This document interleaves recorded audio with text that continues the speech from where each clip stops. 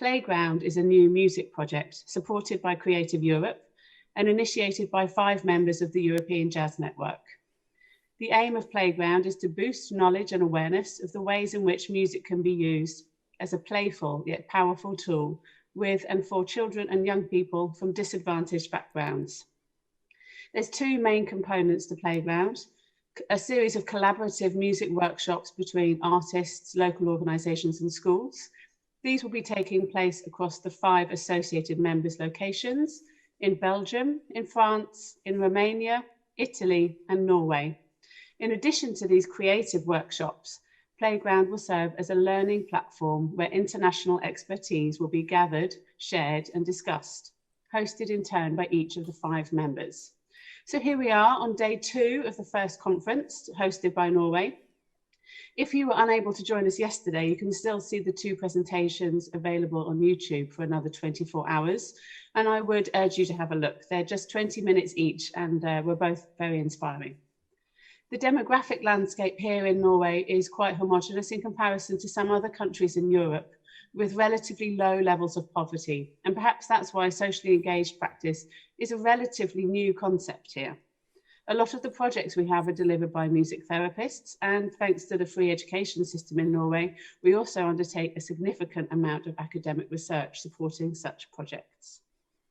Some practical information about today. You can see the full programme on playgroundproject.eu. The conference will last roughly an hour today. We're beginning with a presentation from Fargespill, which will be about 45 minutes, and this will be followed by a Q&A session. You will have received some information about how to submit questions to our speakers via slido.com. To submit a question, you can either click on the link in the email or in the description in the YouTube video, or you can scan the QR code you see on the screen, or you can go to slido.com and type the password playground.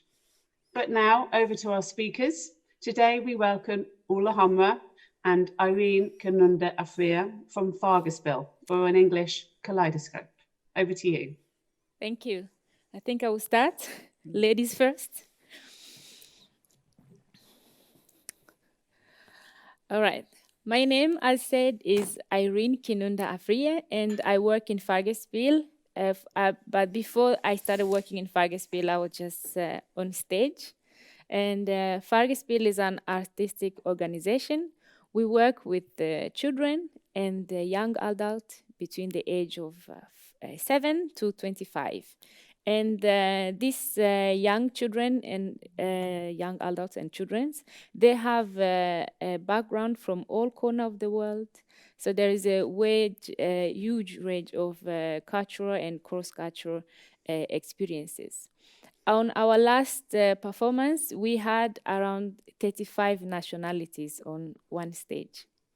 Now, Fargespill story goes way back to 2004. That's when we had our very first performance at the Bergen Festival, also known as Festspillene i Bergen. Now, this performance was a success, and people wanted to see more of Fargespill, and that's exactly what happened. Now, years after, several 100,000 people have experienced Fargespill. We are on the biggest stages in Norway, and we have collaborated with some of the biggest artists.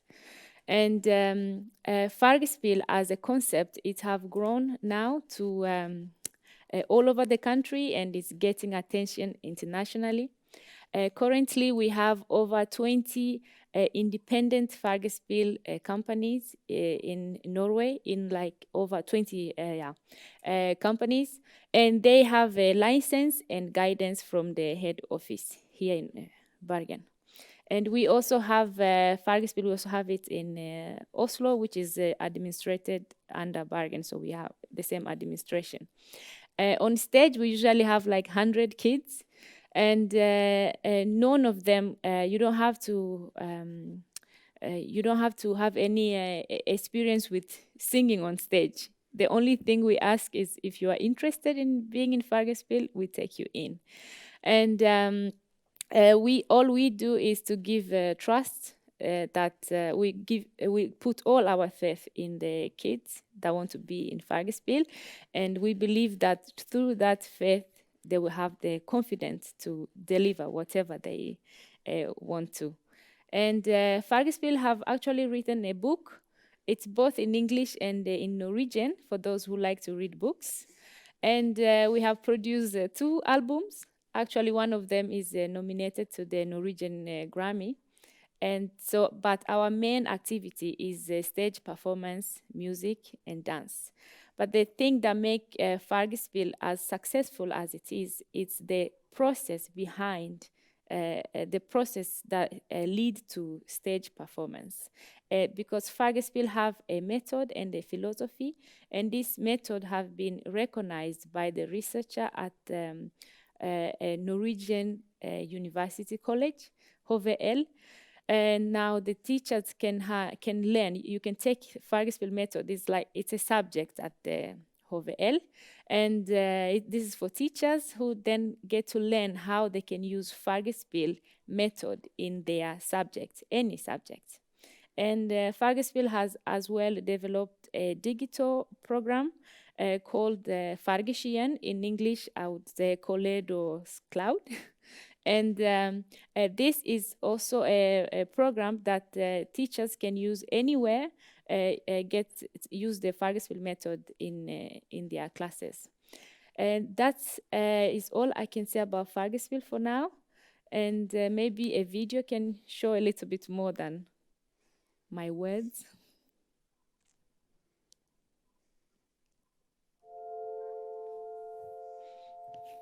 Når du forventer noe av andre mennesker, så får du veldig ofte det du forventer. Fordi at de speiler seg i dine forventninger. Og det gjelder positive forventninger, og det gjelder negative forventninger. Så det er i veldig stor grad vi som omverden som avgjør om det skal gå bra med folk, eller om det skal gå dårlig med folk. Det er jo begynnelsen, sant? Og hun 𝐸𝐤𝐞 helt alene på scenen. Altså, hun er liten, og hun har ikke stått på scenen mer enn noen få ganger i hele sitt liv. Og så skal hun gå frem til den mikrofonen, og så skal hun treffe den tonen. Og så skal hun treffe tempo og alt mulig. Det er som man blir aldeles skjelven, altså, egentlig. Men samtidig så har man jo en sånn tillit også til at de klarer det. Og jeg tror det er i den tilliten som gjør at de klarer det også.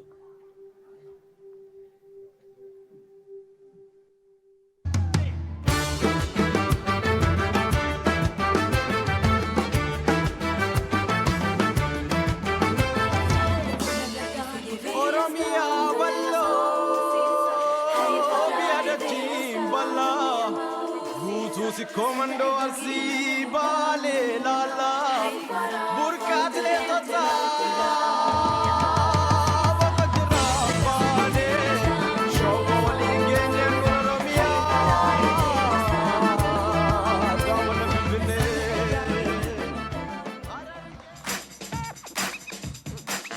Fargespill, det er musikk og dans. Det er kunstnerisk prosjekt med barn og ungdommer som har røtter fra hele verden.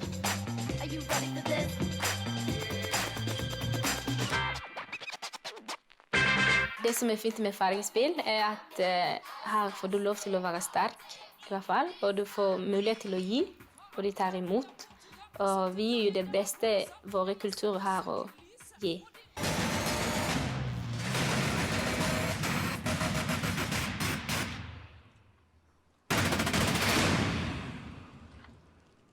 Min mor liker ikke Fargespill. Hun har alltid sagt at jeg må slutte på det. Fordi sang er ikke noe for jenter.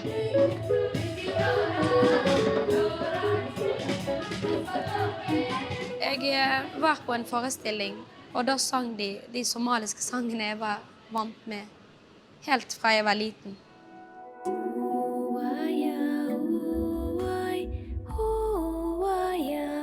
Og jeg sa til Sissel-lederen, jeg må være med på dette. Og siden den dagen har jeg vært med Fargespill. Fargespill har betydd veldig mye for meg, fordi det var den plassen jeg har funnet meg selv. At jeg kunne være somalisk og viktig å kunne være norsk på en måte. Da jeg finner at harmonien i livet, det har gitt meg mye selvtillit.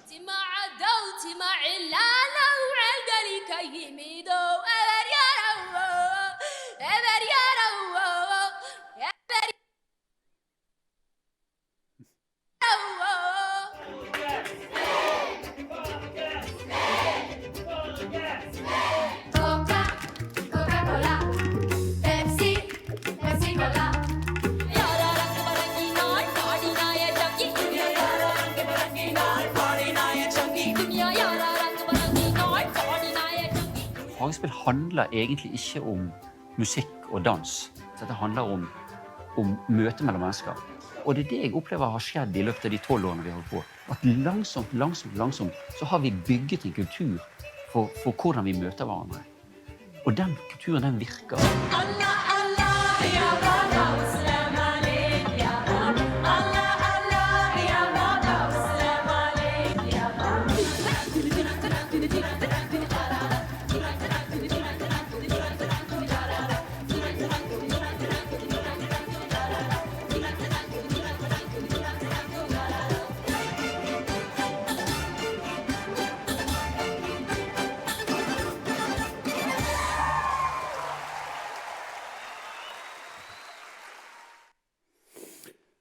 Yes, hopefully that gave you some pictures and images that completes what we are trying to communicate.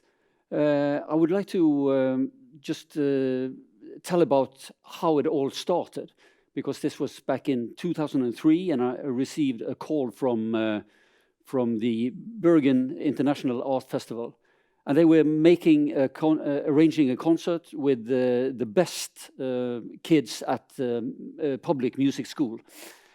And they wanted me to make small pieces in between these performances to tie it together as a concert. And I thought to myself, these kids from the music school, they were privileged. They had parents who were paying for them and everything. So they were good because of a lot of things. So I would like to make these small pieces in between with kids who were good in spite of. And that's, of course, a very old idea from the art world, the energy that emerges from problems. That's something we know in the art world, that if it's not difficult, it's not going to be good. So if you don't have problems, you have to make some problems. And that was what we were doing. And a very good example at this is the Danish film concept, the dogme films, with von Trier and Thomas Winterberg, who won an Oscar the other day. They had this dogme films, and the dogmas, that was rules. All the stuff that you were not allowed to do when you made films. And they were not allowed to have stand on the camera, they were not allowed to have lighting, they were not allowed to have music. So it was a lot of rules that made it nearly impossible to make film. And then they made film. And the quality in the film lies in the struggling. And that is also something that we believe. So we went out in search of kids who were in some kind of difficult situation or was struggling in some way, and we met a lot of them. And one of these groups was a group of youngsters, 10 or 12, who had come from conflict areas all over the world as refugees, and they were now in Bergen, we didn't know what they were going to do, so we were just drumming and dancing and singing. And in this process, a song came along, an old Norwegian traditional song called Ola Ola kua di er død. It means Ola Ola, the name of a man, and your cow is dead. And it's about all the good stuff that goes along with the cow being dead. That he doesn't have to cut the grass and he doesn't have to milk the cow and everything. So But the interesting thing with that melody is that it contains something called a major fourth. And that major fourth in the melody makes the melody sound like it comes from the Middle East, even though it's a Norwegian melody. So when this major fourth is sung in this room, then Ali al-Badri wakes up. Ali al-Badri from Iraq, he was our biggest problem. We had a lot of problems, but he was the biggest one. But he also had a very, very dramatic story. He had fled Iraq when he was 13 years old. He had been living in the streets of Ukraine, Moldova, Germany for years. So he came to Bergen. When we met him, when he came into this project, he could hardly read and write, and he had severe problems with his behavior. But then, when he hears this major fourth, maybe it's something familiar to him, and then he comes up on his feet, and he starts singing traditional Iraqi music like we had never heard before. It was such a shock, because standing beside a person who is singing like that it's mind-blowing. But that it was him, of all people, that it was him, the big problem, was singing like this.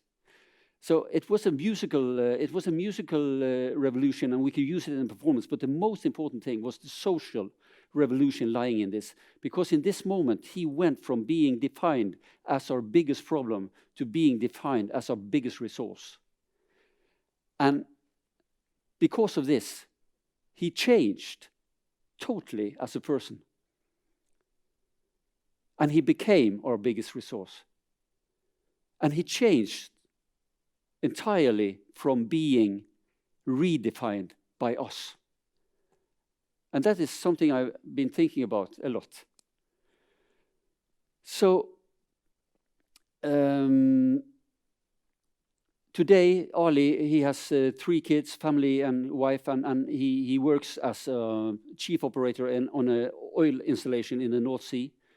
And he has been singing with people all around the world, among them Philip Glass. So it's quite an amazing story, and it contains the essence of the project in some way. And it contains 2 of our main focus points. And one focus point is the energy and possibilities that emerges from problems and struggles. And the other thing is this focus on resources. And that is very important. And that's the reason why we define Fargespill as an art project. It's not a social development project. It's an art project. And the reason for that is that if you go into these kinds of work with the idea that you are going to help people, you tend to ask them, what do you need? What do you lack? But art is always asking the opposite question.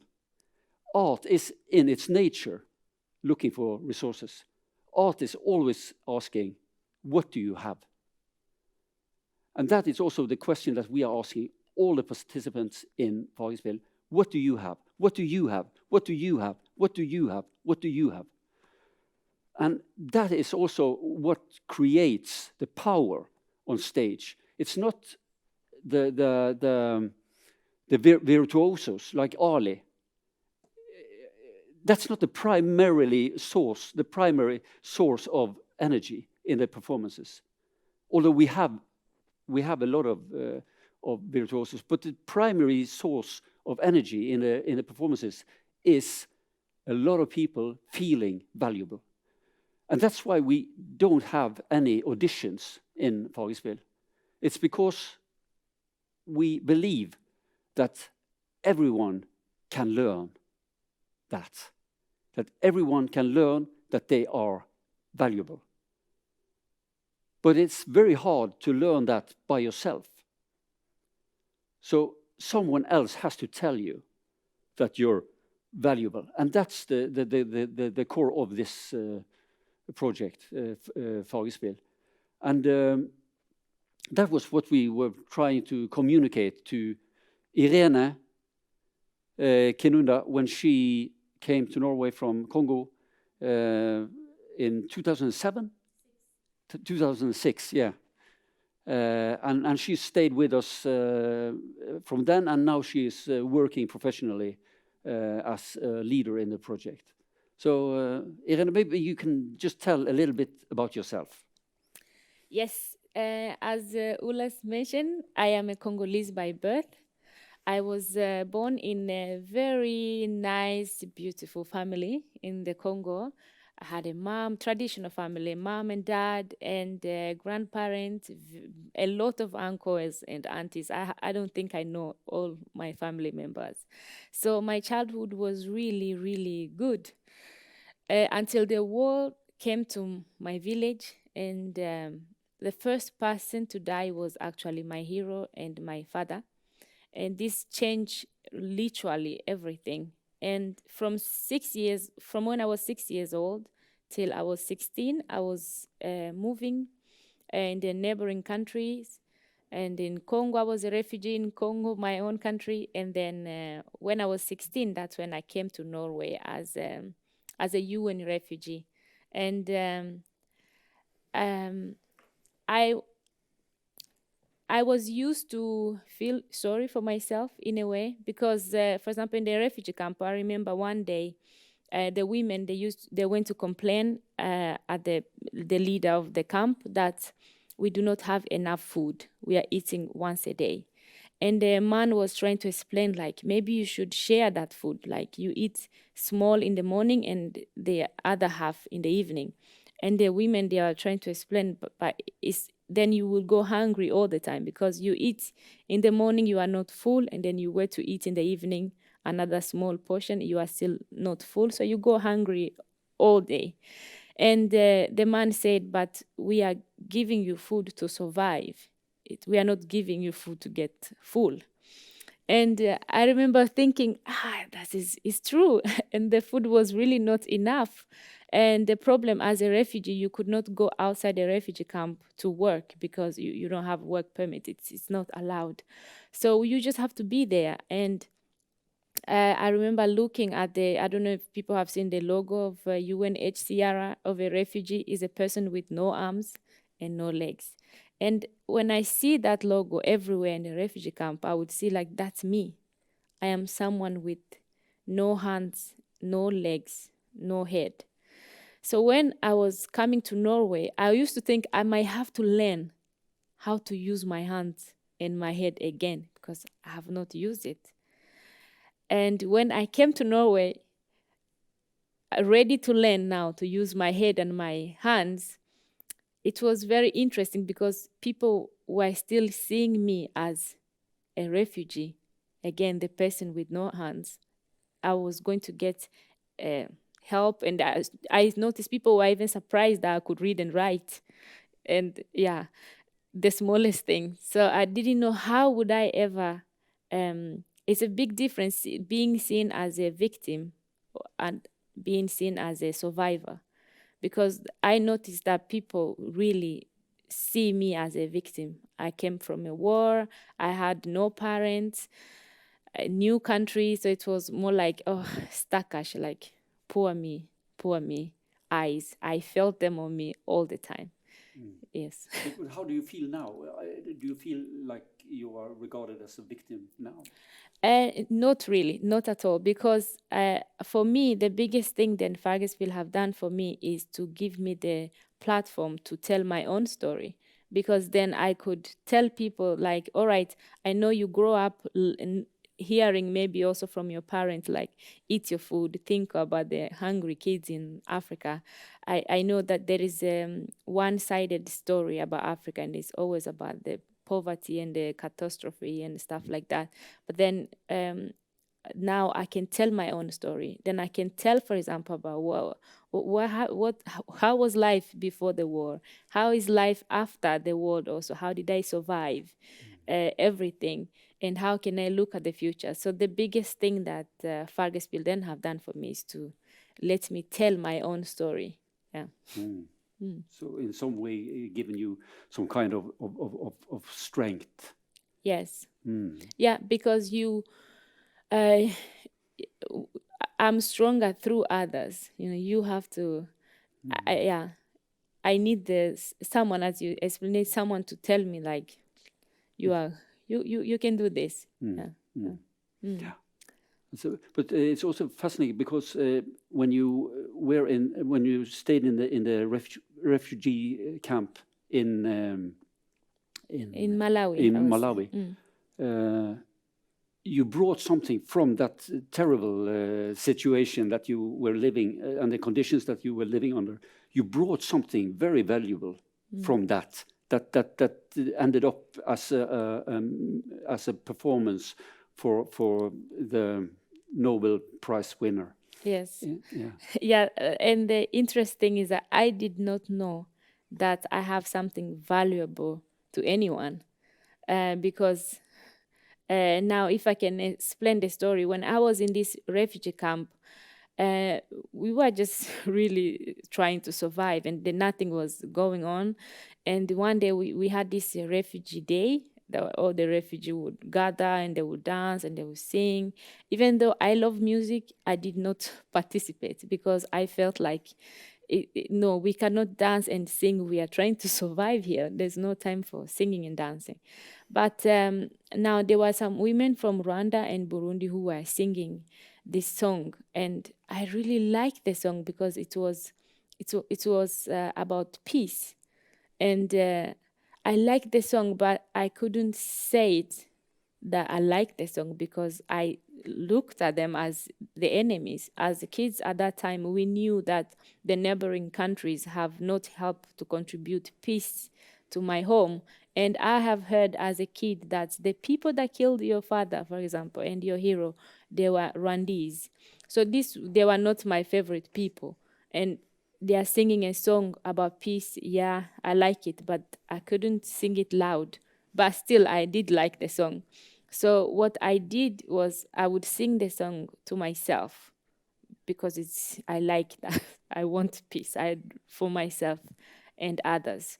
And so when I came to Norway, and one day we were doing reversal with Fargespill, and when we were having a break, I was actually thinking, I'm still in the mood and I don't need a break really. So when everybody was going for water and stuff, I was still singing. And I thought, I started singing the song, actually, as I used to call my enemy's song.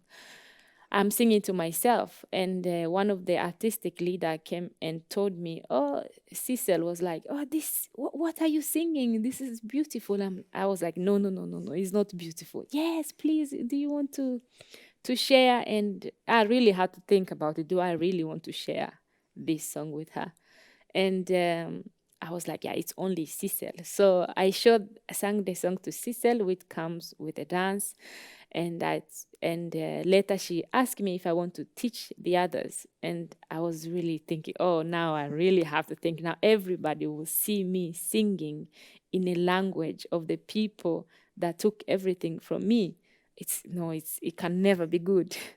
So after a lot of round of thinking, that's when I was like, yes, but if I can do this, then I know I've really managed to reconcile with my past.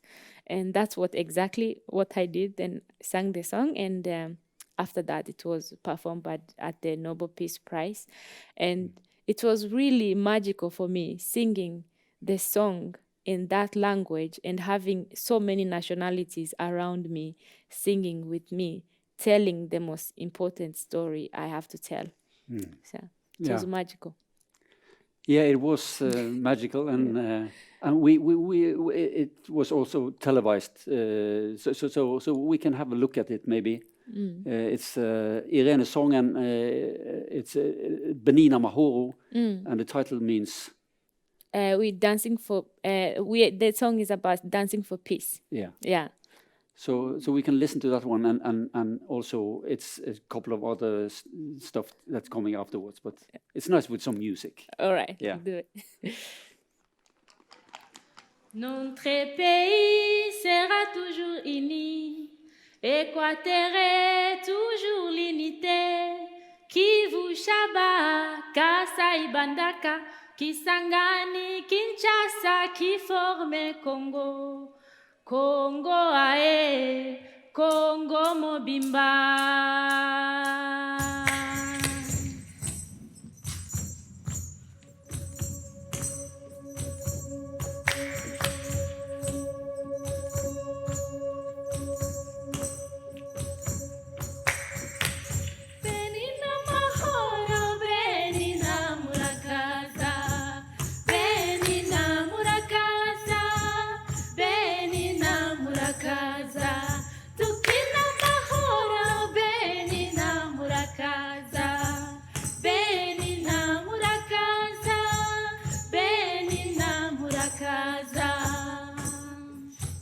Lille sa hun satt ved rocken hos barn. Lille Lisa hun satt ved rocken hos barn. Den hvite mjøl på pustene rann. Ja, ja.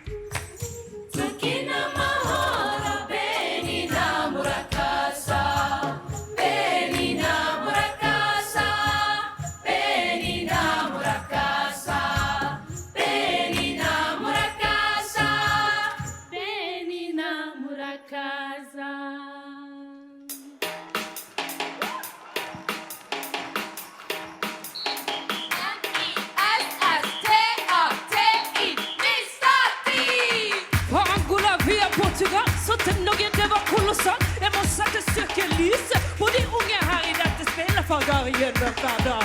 Og være stolt, ikke normal. Eia scenen med stil. Trykker på knappen til en utopi. Trykker på knappen til. Ikke lett å vise hvem du er. Ikke lett å vite hvem du er. Jeg må bare være stolt, jeg må holde hodet kaldt. Ting vil ane, se på det. Om er tilgjengelig. Ring meg, bare gi en liv. Kommer og hjelper deg på veien og stråler med mitt liv.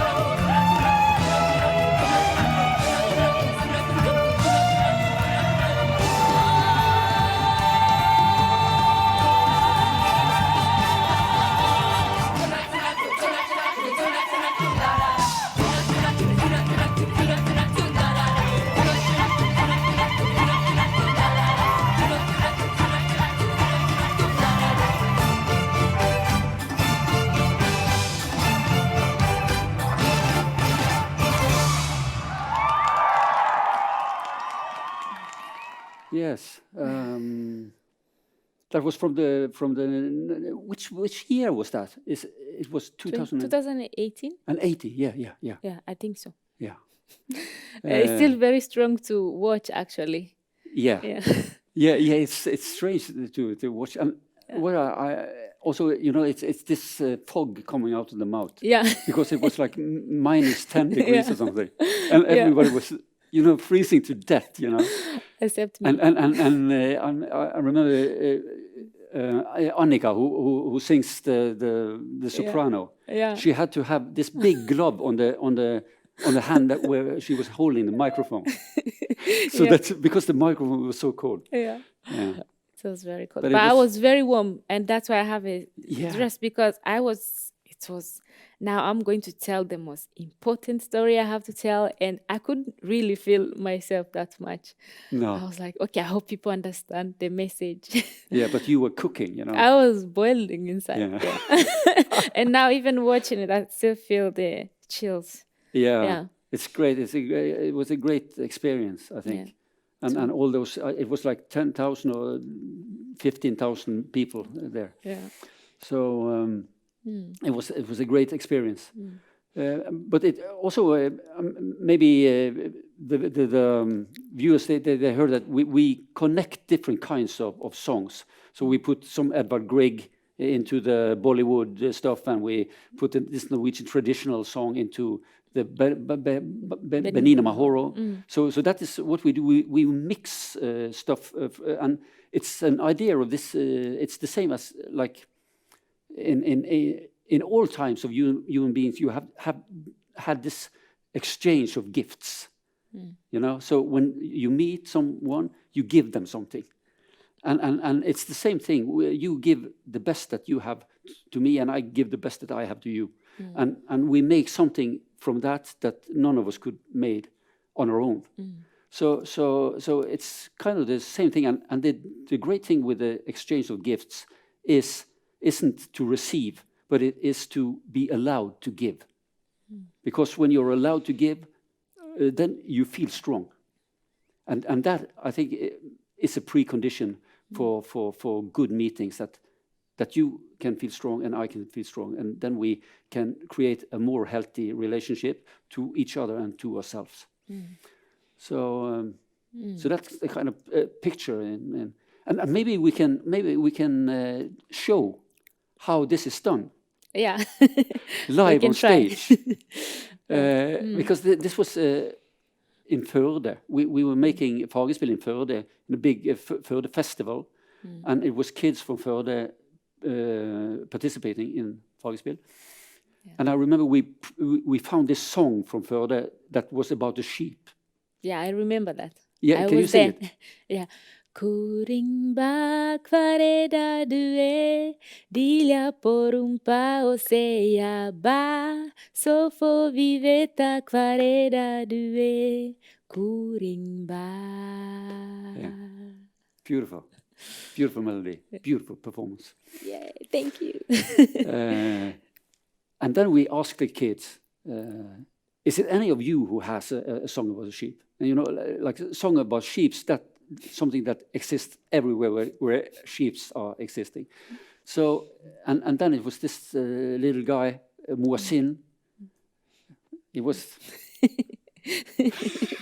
he gets shorter and shorter for every time I'm thinking about it. But Muasin, and he said, I don't have a song, but I have a rhyme. Yeah. And it was in Persian, and it was like this. Baba kuchulu ba dumbe dari na pachera miji ba. So that was the rhyme. And then we put them together. And the rhyme made the rhythm and the melody was on top. And this was quite advanced, because the melody is in 4/4 and the rhyme is in 3/4. So it's very, very difficult polyrhythmic stuff. But this little guy, Muasin, he was steady as a rock, because, this rhyme was a part of his body. It was impossible to get him off the track. Yeah. He was just, Yeah. So that was great. But maybe we can Perform it for All right, we try. the viewer. You start. Daba kuchulu ba ba dumbe dari na na pachera meji ba ba. Kuring Baba ba kuchulu kareda ba due, ba dilia dumbe por dari un pao na seya ba, pachera meji sofo ba viveta ba. kvareda Baba kuchulu due, ba kuring ba. dumbe dari ba ba. Kuring Baba ba kuchulu kvareda ba due, dumbe dilia por dari un pao na seya pachera ba, meji sofo ba viveta Baba kvareda kuchulu due, ba kuring ba. dumbe dari ba ma. Kuring ba. Baba kuchulu ba ba. Kuring ba. Baba kuchulu ba ba ba. Yes. Yes. That we yeah. Yeah. That's how we do it. That's how we do it. I think Very we are nice. done. Yeah, okay. That was really nice. I really enjoyed seeing the film footage in particular. I moved to Bergen in the spring of 2016, and the first performance I saw was the Bollywood mixed with the 𝐿𝐴𝐳 song, and it gave me goosebumps, and it still does. It's yeah, it's really powerful to see what you're doing. Yeah, so yeah, astonishing. Yeah, so that was really nice to see. Thank you both very much. Thank you. We have had some comments and questions come in, so one of the first questions is around recruitment. How do you get in touch? I mean, obviously in Norway you're very well known, but you were just talking about in Førde, for instance. How have you got in touch with new participants in cities where you have not traditionally been established? What's your recruitment process? Yeah, but we do have these independent Fargespill companies in different cities that works, so they do the recruitment, but not in Førde actually. No, not in Førde, and that was a collaboration with also with the public music school, kulturskole in Førde, and the festival.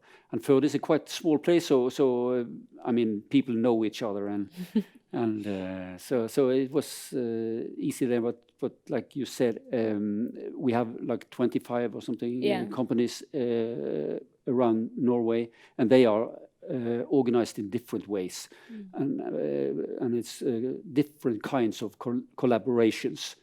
But they are always collaborating with the music school, the kulturskole, and the public school.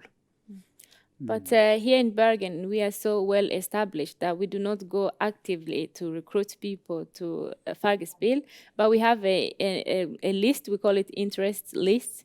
So I'm responsible for that. So anyone that is interested in being in Fargespill, we just register them on the list. And then we look at the concert we are going to have, then we look at the list. If we need more kids, then we go in the list and bring the kids from there. If we need boys, we go there.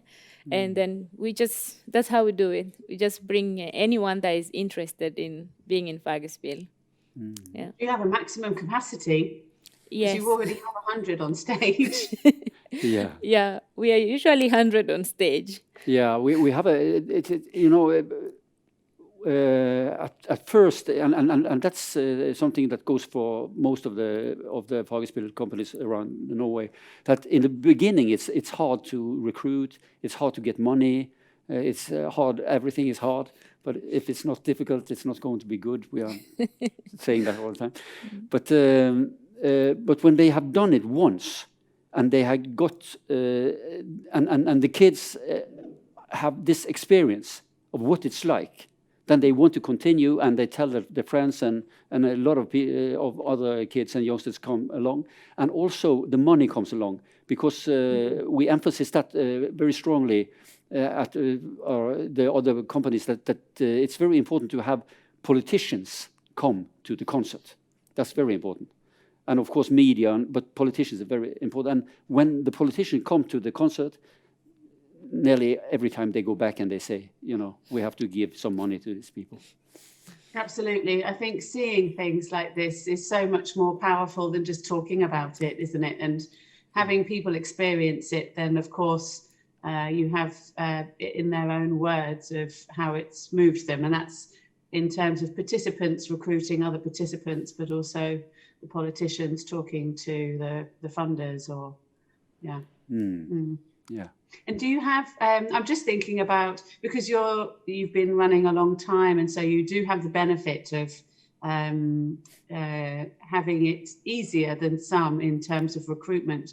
But when you've started a new project, how do you start that? Is there a minimum number? And I guess you have to go through the recruitment process of, the artistic recruitment process and the weaving together of all of these different stories and skills and songs that you pick up from the participants. Maybe you can talk us through a little bit of that practicalities.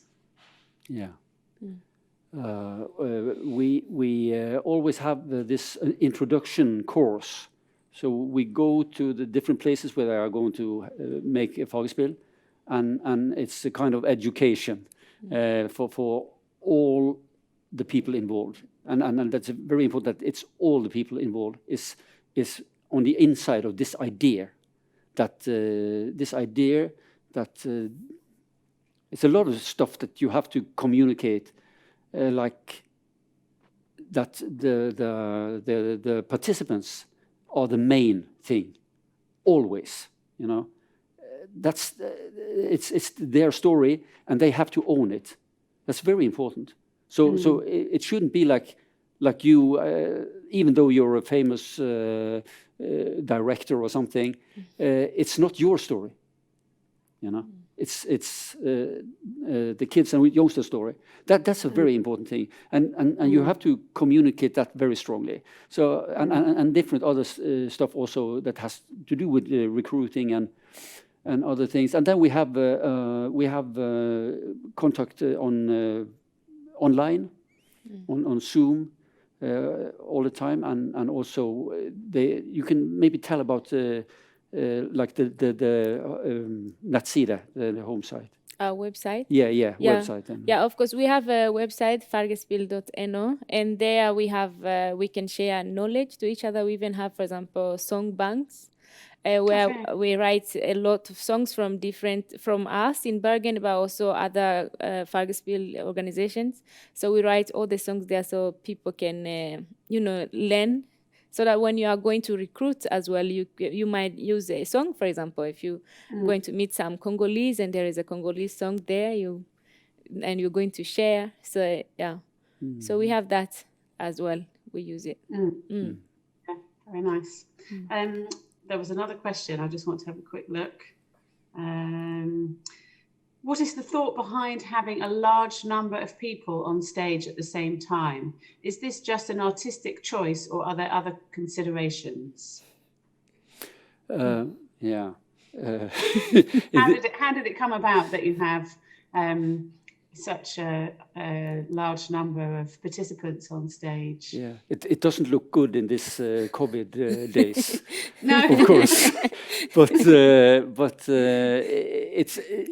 is an artistic idea that came from the coincidence that 100 youngsters came along and wanted to participate.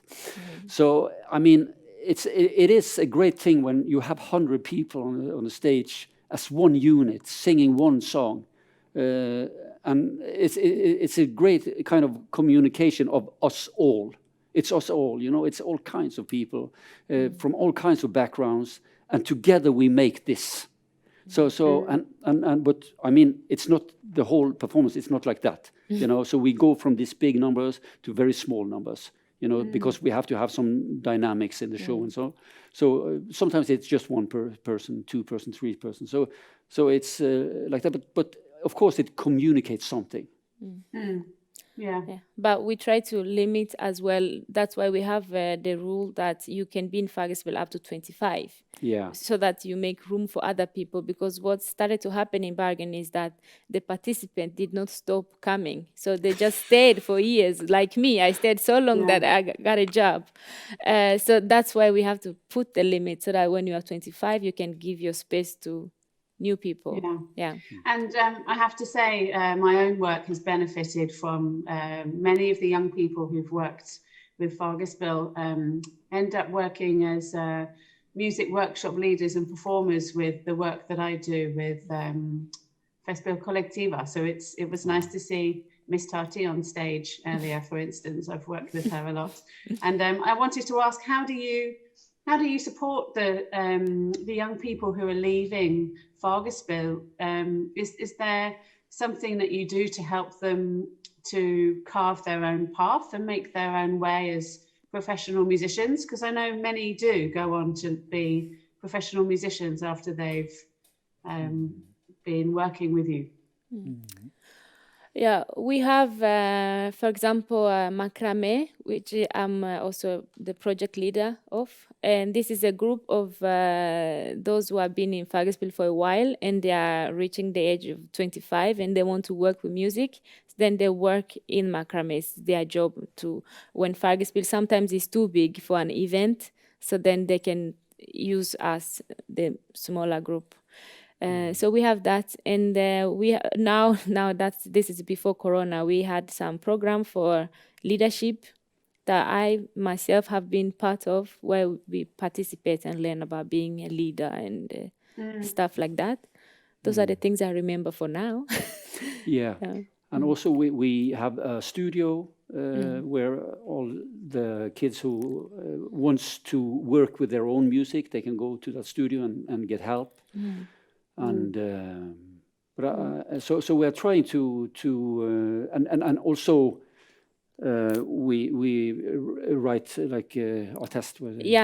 Or recommendations. Yeah. So everyone that when you get a recommendation of all the things you have contributed in Fargespill and all the things that you are good at, we do that. But I think the main thing is the feeling also. And the feeling on stage, confidence. You know, you take it with you. You have all this experience of you know, fellowship and applause and you know, and being on the stage and being happy about it. You know, I think that's maybe the most important thing. The experience and the confidence and the support. Also, it sounds like there's a lot of extra work that you're doing to support people as they leave.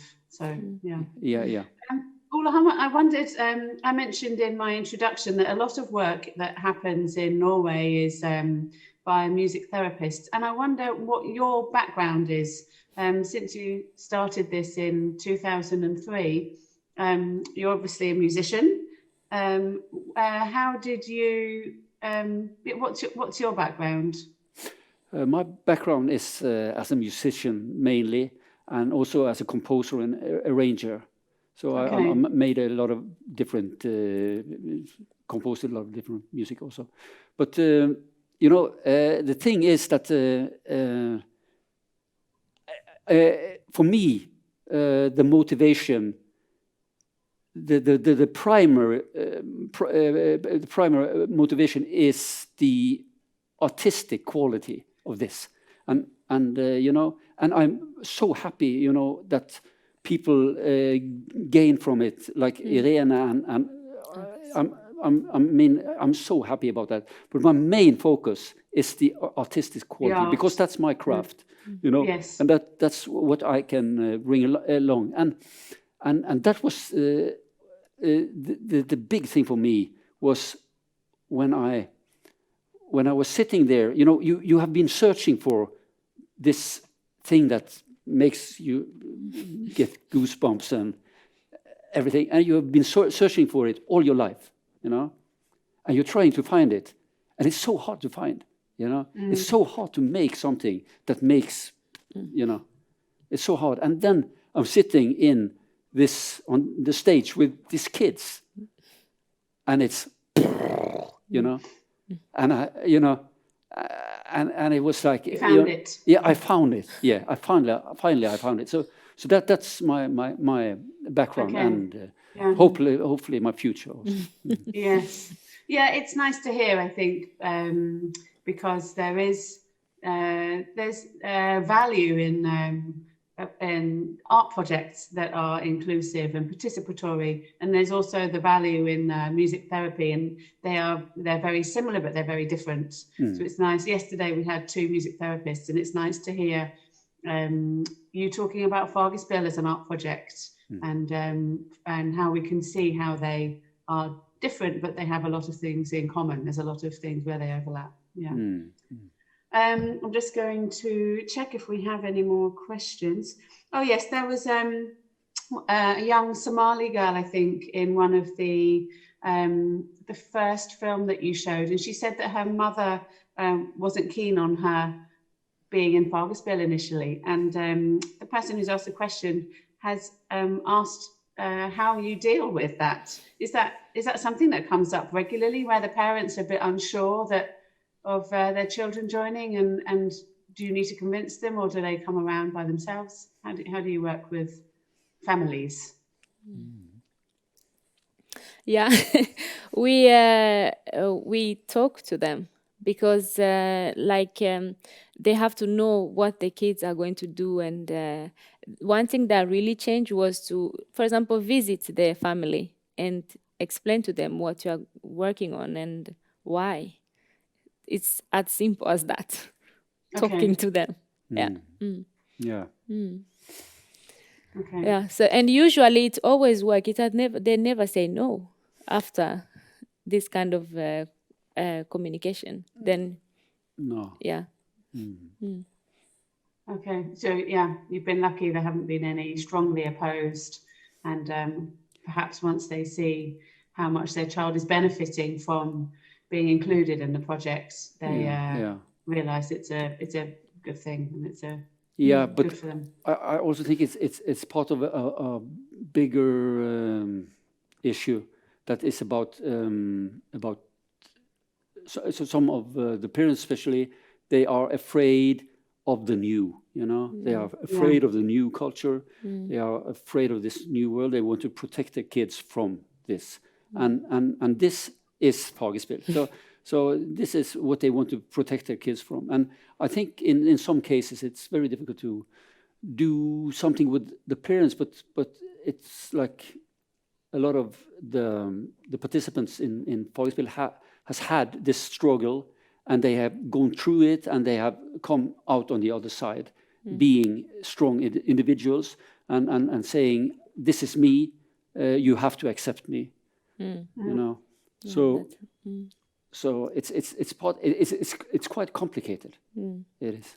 But we also have parents' meetings when we explain everything we are working on, and the projects we have, and what our dreams and goals. I think that's help as well. Yeah, that sounds important, that you get them involved as well, so they feel that they have some opportunity to hear directly from you what your plans are, and that they can trust you and they can talk to you. Yeah, I think that's a very important point. That like it's the meeting eye to eye. I mean, that's always a better thing. So it's because you get out of this categorization. Like you meet one human being. That's what we are made for in communication. We are not made for, when we are communicating with categories, we are programmed to be suspicious, When we are communicating with individuals, we are programmed to be open. We have another question. How do you balance the social focus and the need to create professional performances for the audience? I'm asking because I'm impressed that both is done so well. Do you want me to repeat that, or did you? No. I heard it. I think it's But we don't work the social part, actually. The social just come as a consequence of the way we work. So it's not the main focus, because no one comes to Fargespill. When I go on the list of the people that will come in Fargespill, no one comes in because they need help. They come in because we need them, and they need us. And then the way we work together in that way, the social is just a consequence that just happened, but it's not the main focus. That's what I would say. And also, it's a focus on, strangely enough, it's a focus on the process rather than the result. Yeah. And because you focus on the process, the result gets much better than if you had focused on the result. And that's a very strange thing, but I believe it's true. So it's like, you know, focusing on how big a step you take instead of how good a singer you are. You know, things like that. And then everybody can succeed. Yeah, because Fargespill, for example, is not an integration program, but it's really played a very big role in my integration process. And we see for some of the young people there, we inspire each other even when it comes to choosing education and stuff like that. But Fargespill is not there to help anyone to take education, but then it's just the consequence of... Yeah. And yet these consequences are huge, and